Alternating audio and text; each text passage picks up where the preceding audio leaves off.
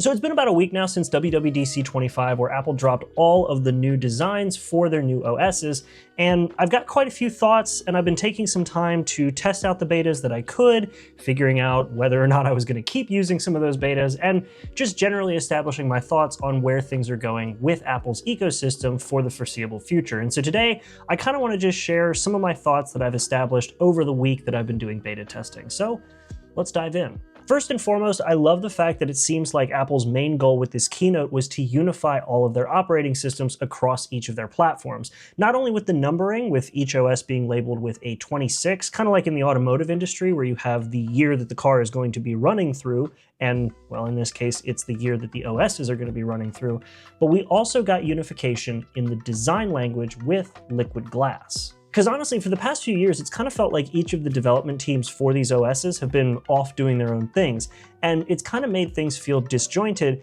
and the only time it seems like these development teams would talk to one another is when they wanted to introduce a feature that would allow one platform to communicate with another. But this time, it actually seems as though each of the OS teams are working hand in hand with one another for these features. And it actually feels like for the first time in a long time, Apple is taking a risk, because last year at WWDC, the big focus was Apple Intelligence. And that was because the whole AI thing was really popular with a bunch of other platforms, and obviously Apple didn't want to get left behind. But this time around, Siri was only mentioned twice during the keynote, and one of them was to point out that there were features that they talked about last year that still haven't come out because they haven't met Apple's high standards, which, you know, they can keep waiting because I really don't care about this AI crap. The point is, it seems like Apple was much more focused this year on a big redesign for their operating systems along with unification. And it's pretty obvious when you're using some of the betas like iOS 26. Having been using iOS 26 now for about a week, I can definitely say that there are a lot of things I like, but there are also a lot of things that need improvement, which is fine because this is beta 1, so of course performance isn't going to be great, and of course there are going to be changes to core elements because this is the first time that anybody outside of Apple has had access to this software. So what I'm saying now very well may change in the next few weeks or months, but for now this is what I've noticed. While the new liquid glass design is very pretty, and I am super glad that we're going away from this flat design that we've had for years into a more physically based OS interface, I think that the clear versions of some of these icons could definitely use a little more refinement.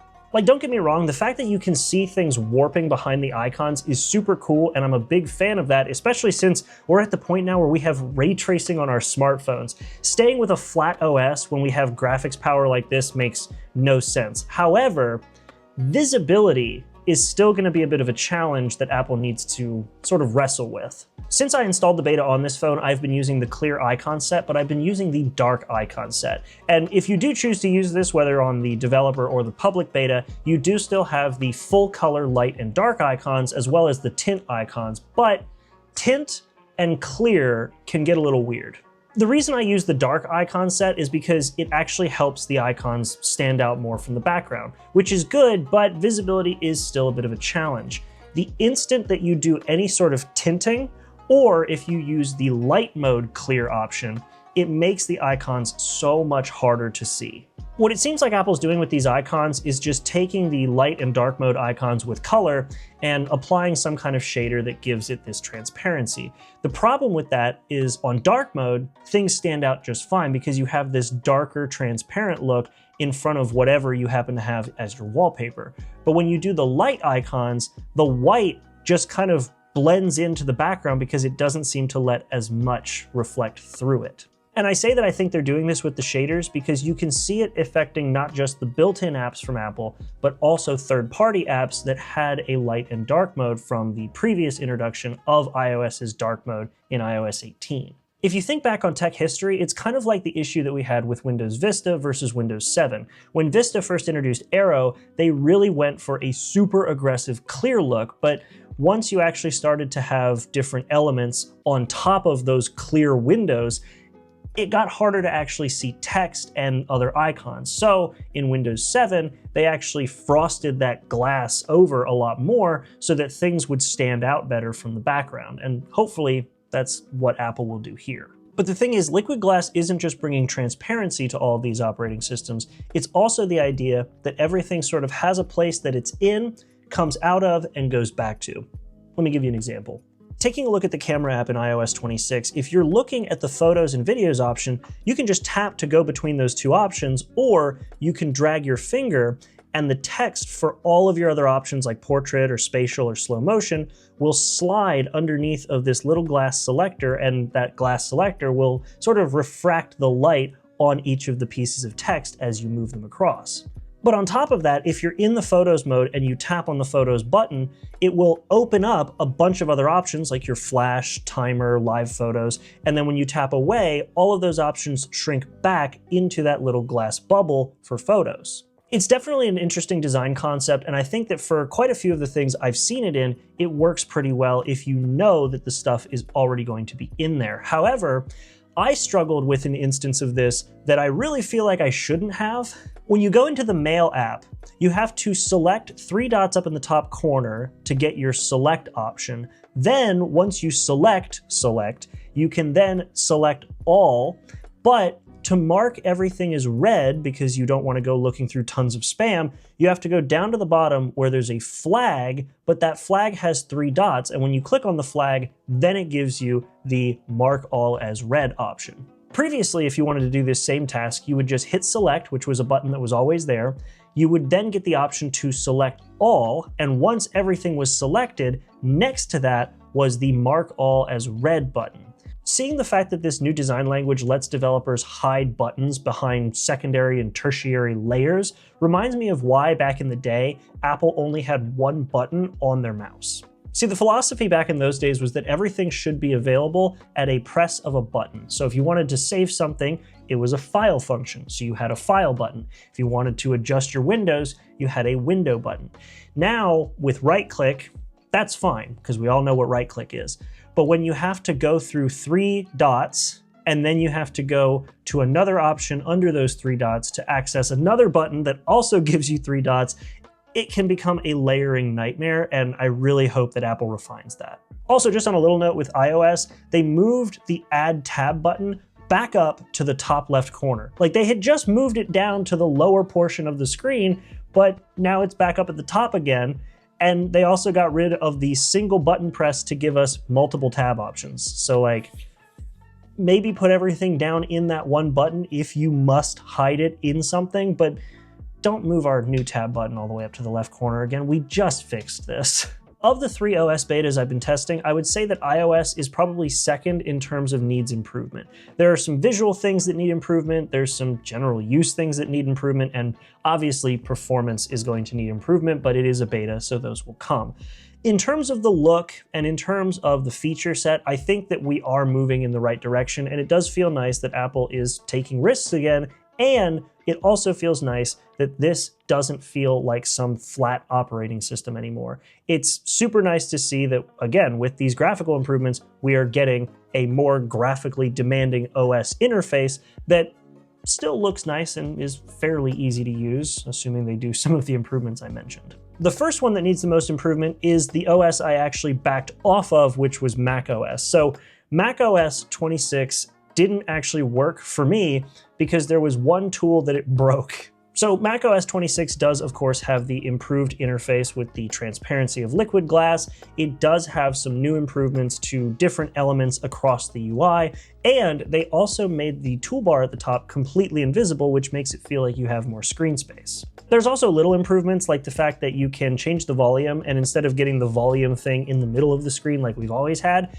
it just brings it up in the top corner and then goes away when you don't need it. And actually the same thing goes for the brightness. My favorite thing using it before I had to go back was actually the big thing that everybody else who's a power user has been talking about, which is Spotlight Search. So what Apple's basically done with Spotlight Search is allowed you to go through your applications with it, actually create shortcuts if you wanted to by just having single letters like CM for create message, and it also allows you to pull up things from your file history without having to go into your file browser. It also allows you to implement things like automation so that you can just do a bunch of different tasks in Spotlight without even having to open up another application. I was loving using Spotlight. Unfortunately though, something that Apple did kill off, at least in this first beta with macOS 26, also known as Tahoe, so I will call it Chevy Tahoe. One of the things that Apple killed off in Chevy Tahoe was the support for FireWire. That kind of blows me away because I've literally made videos praising Apple for still supporting their iPods all the way back to the first gen iPods. So if they're killing off FireWire, does that mean that adapters going to FireWire will stop your iPod from working? Like, I don't know. But while that is an issue for me as a tech nerd, it's not actually the reason I had to go back to the previous macOS.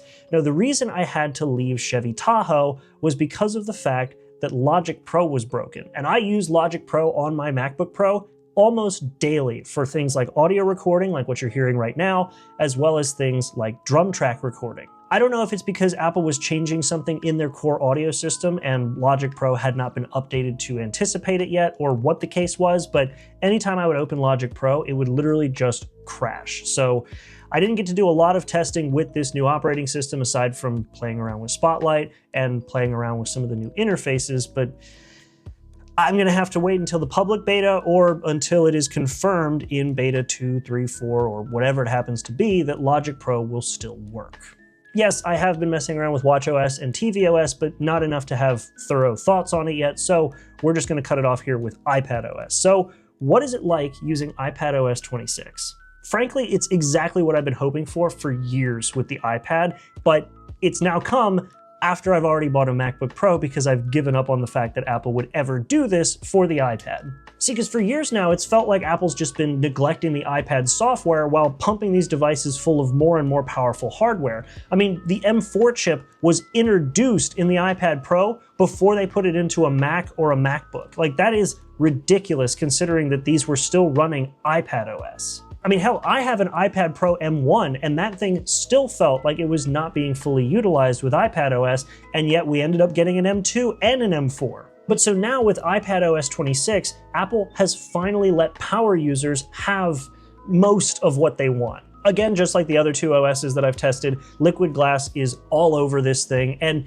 it does seem to be a little better on iPadOS just because ergonomics of button placement that you would need on the iPhone aren't really as important on the iPad since you're probably using it with two hands or you're using it with a mouse and keyboard, which we'll talk more about here in a minute. Now, something I didn't really get to test in macOS 26 Chevy Tahoe is also available on iPadOS, which is an improvement to the file system that allows you to do things like color folders and apply icons to the front of the folders to make them more easily distinguishable from other folders in the file system.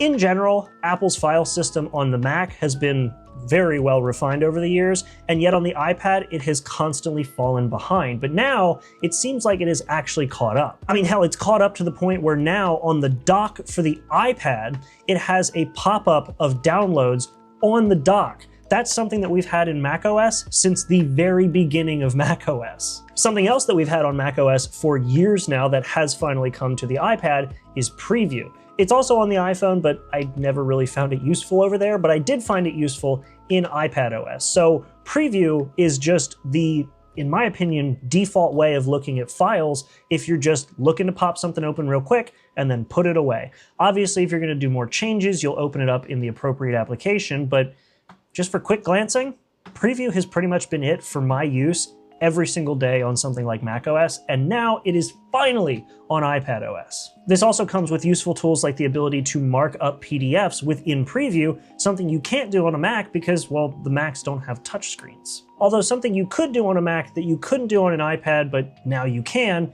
is background tasks. And what I mean by that is, yes, applications will stay open in the background on iPadOS, but if you're doing something intensive like video rendering, it would always tell you to leave the application open because otherwise it would stop rendering whatever you were working on. And for me as a video editor, that was a huge pain in the ass because if I'm editing something on my Mac and I hit render, I can then move to a different application, keep working on something else, and in the background, my Mac will still keep chugging away at that edit. But on my iPad, as soon as I hit render, the iPad was useless and I would just have to walk away. But now I can actually let something render in the background and move over to do something else. That is so nice, and it really should not have taken this long for Apple to implement it, but here we are. I think part of this comes from the fact that there's a lot of under the hood changes that I'm really not smart enough to talk about in detail. Quinn from Snazzy Labs actually talked about a few of those things, so I'll link his video over there if you want to take a look. But there's some under the hood improvements with iPadOS that really do seem to be pointing in a direction that tells me Apple wants iPadOS to sort of be a middle ground between the iPhone and the Mac. But now it seems like you can lean it more towards the Mac if you really want. And with that being said, that perfectly leads us into what makes this new version of iPadOS feel even closer to macOS, which is the huge improvements to Stage Manager. Back when Apple first introduced Stage Manager, it definitely felt like a bit of a stopgap between the split screen that was introduced back with the iPad Air 2 and some kind of windowed interface that was not nearly as refined as something like macOS or Windows, but still a little more than split screen. And over the years, there have definitely been little improvements, but nothing that really made it feel like it was a proper windowed environment. Sure, you could run multiple displays with multiple windows, but it still was missing something. And that something was just a refined windowing environment, which we now finally have. Like, I kid you not, it really feels like Apple went full macOS on quite a few different elements of this operating system. Like, for example, the window management tool. It is the same window management tool that macOS has had since the start. And well, here's Steve Jobs to tell you what they do. Red means close the window, yellow means minimize the window, and green means maximize the window. Pretty simple. Tremendous fit and finish in this operating system. When you roll over these things, you get those. You see them? By the way, even though the iPads are just now getting this in 2025, that was from Macworld San Francisco in 2000 when they first introduced macOS 10. Not 10.1, not 10.2, 10.0. So, yeah, it's been around for a while. All hate aside, though, it is really nice that they finally just embraced what those three buttons did, because they kind of put the three dots in the top center on the previous version of iPadOS and said, oh, well, here's sort of your window management. If you click on it, it gives you close, it gives you this. No, they just said, hey, if you're using a cursor, here's your buttons. Go for it. And speaking of cursors, the cursor isn't a blob anymore. It's actually a proper cursor, so that's a nice touch. And sticking with just what you can use the cursor for, if you go up to the top of the screen with your cursor, you now actually have file management tools for each application. You have the same things you would expect with File, Edit, View, Go. All the things that you have in macOS, they will actually come down from the top just like you would expect them to on a Mac. So again, Apple really went kind of full macOS on certain elements of this operating system. Unfortunately, it doesn't seem like we got the same Spotlight enhancements. It seems to be the same Spotlight search that we have with just regular old iOS, and I don't know if that's a limitation of the iOS core versus the macOS core, even though they both share a lot of similarities. So I guess time will tell, but for right now, there are still a lot of things about iPadOS that make it feel more like a MacBook, and means that in a way, it might be more useful for people who don't want to buy a MacBook because they want to be able to draw on their devices because it has a touchscreen, but also need some productivity that you can only get, at least previously, on a MacBook. But all that aside, just getting back to these updates in general, it definitely feels like Apple is finally taking risks again with their operating systems, which I appreciate because I have gotten so tired of seeing little updates year after year, nothing major. And in this case, it feels like there have been major changes in some core elements, some major features added for iOS and iPadOS, especially iPadOS. And in terms of stability, iPadOS seems to be pretty solid. I haven't had any issues with it yet. We'll knock on wood for that one. But regardless, seeing Apple take these risks, push forward with a new design language, push forward with new goals for some of their products like the iPad, that is really cool. And I do really hope that some of the issues that I was running into with macOS get ironed out, because I was really enjoying my time with it until I realized that one program that I desperately need didn't work. And in terms of the iPhone, it's cool. I think that there's some visibility improvements, again, that need to be worked out. But regardless, I think that everything so far is going well. And especially with this being the first beta, there will be things to be improved on over the weeks and months to come, and hopefully they will bring even better experiences moving forward. Let me know what you all think about this in the comments though. I'm definitely curious. What do you think of Apple's new design language, some of the directions they're going? How do you feel about beta testing? Are you beta testing on your main device? Are you gonna wait for the public beta? Let me know all those things in the comments down below. And if you like this kind of content, definitely make sure to like and subscribe. I post shorts pretty much every single day except for Sundays. So definitely keep an eye out for those 1 to 3 shorts per day and 1 long video per week.